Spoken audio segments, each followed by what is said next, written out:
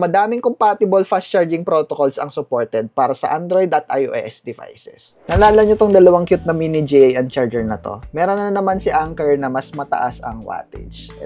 Ito yung Anker 313 GAN charger. Mas mataas na yung wattage dahil 45 watts na to. At syempre, foldable pa rin ang kanyang plug para mas madali siyang iligpit. Mas malaki to compared dito sa mga nauna dahil mas mataas naman yung kanyang wattage. At tiningnan ko nga dito sa USB tester ko at sobra-sobra pa nga sa 45 watts dahil ang lumalabas sa reading niya ay 55 watts para sa PD 3.0. At kita nyo din na madaming compatible fast charging protocols ang supported para sa Android at iOS devices. At legit nga na super fast charger siya. Tingnan nyo dito sa phone ko.